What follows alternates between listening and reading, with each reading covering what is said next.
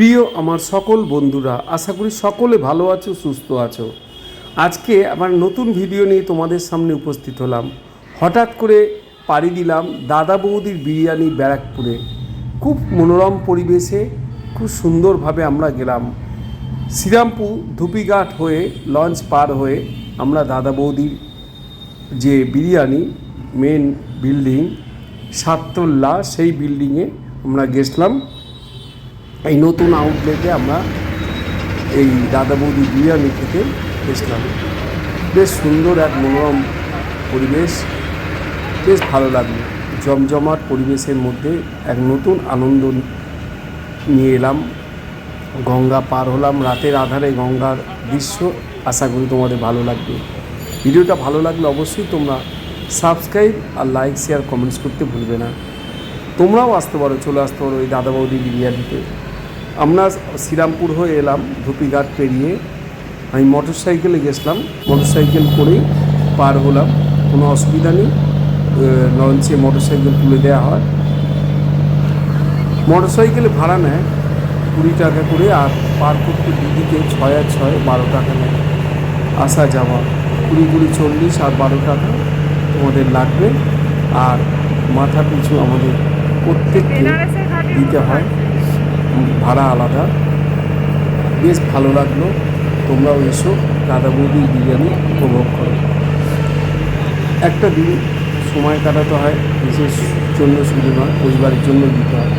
তাই পরিবারকে নিয়ে এই দাদা বৌদি বিরিয়ানি যে ব্যারাকপুর যে নতুন আউটলেট খুলেছে, সেই আউটলেটে আমরা চলে গেলাম।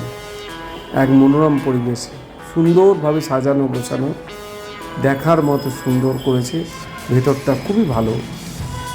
আমরা সেখানে মটন বিরিয়ানি আমরা খেলাম, আমার মেয়ে খেলো চিকেন বিরিয়ানি। বেশ ভালো লাগলো। চলো বন্ধুরা, এই দাদা বৌদি বিরিয়ানিতে আবার সুযোগ হলে যাব নিশ্চয়ই। খুব সুস্বাদু বিরিয়ানি খেতে, বেশ ভালো লাগবে তোমাদের। এক সুন্দর ডিজাইন করেছে ভেতরটা, দারুণ সুন্দরভাবে কাজ। যে রেস্টুরেন্টের ভেতর আমরা গিয়ে সেখানে উপভোগ করলাম। দেখতে থাকো দাদা বৌদি বিরিয়ানি নতুন আউটলেট।